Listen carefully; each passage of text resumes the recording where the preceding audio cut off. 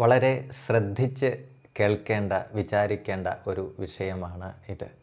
വൈകാരികമായിട്ട് വളരെ പെട്ടെന്ന് നാം ചിന്തിച്ചു കഴിഞ്ഞാൽ ഇതിൻ്റെ താല്പര്യം നമുക്ക് കിട്ടി എന്ന് വരില്ല.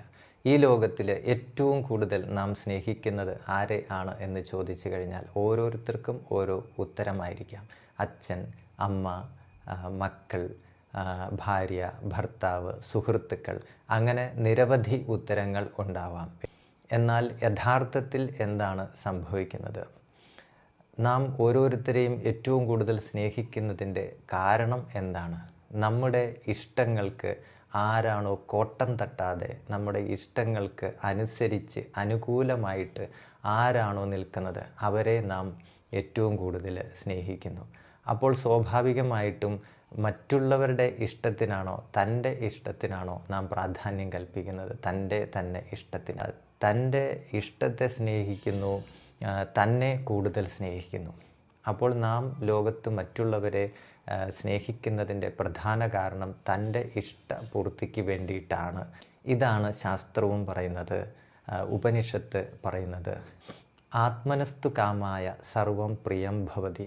നാം മറ്റുള്ളവരെ സ്നേഹിക്കുന്നത് തൻ്റെ ഇഷ്ടത്തിന് വേണ്ടിയിട്ടാണ്. ആത്മനസ്തു കാമായ തൻ്റെ തന്നെ ആഗ്രഹ പൂർത്തീകരണത്തിന് വേണ്ടിയിട്ടാണ് നാം മറ്റുള്ളവരെ സ്നേഹിക്കുന്നത്. ഇപ്പോൾ അച്ഛൻ മകനെ സ്നേഹിക്കുന്നതും മകൻ തിരിച്ച് അച്ഛനെ സ്നേഹിക്കുന്നതും അമ്മ മക്കളെ സ്നേഹിക്കുന്നതും ഭാര്യ ഭർത്താവിനെ സ്നേഹിക്കുന്നതും സുഹൃത്തുക്കളെ സ്നേഹിക്കുന്നതുമൊക്കെ ആത്മനസ്തു കാമായ തൻ്റെ തന്നെ സ്നേഹത്തിന് വേണ്ടിയിട്ടാണ്. അച്ഛനെ ഏറെ സ്നേഹിക്കുന്ന ഒന്നാമത്തെ പുത്രൻ അങ്ങനെ ഇരിക്കുമ്പോൾ അച്ഛന് കിട്ടിയ ലോട്ടറി അടിച്ച് കിട്ടിയ തുകയുടെ മുഴുവൻ തുകയും രണ്ടാമത്തെ പുത്രന് കൊടുത്തു കഴിഞ്ഞാൽ ഈ ഒന്നാമത്തെ പുത്രൻ്റെ ഇഷ്ടം അതോടുകൂടി നഷ്ടപ്പെടുകയാണ്. കാരണം തൻ്റെ ഇഷ്ടത്തിന് അനുകൂലമായിട്ട് നിന്നില്ല, പ്രതികൂലമായിട്ട് നിന്നു, തൻ്റെ ഇഷ്ടത്തിന് കോട്ടം തട്ടി. അപ്പോൾ അവിടെ അച്ഛനോടുള്ള ഇഷ്ടം മാറുകയാണ്. അതാണ് പറഞ്ഞത് ആത്മനസ്തു കാമായ സർവം പ്രിയം ഭവതി എന്നുള്ളത്.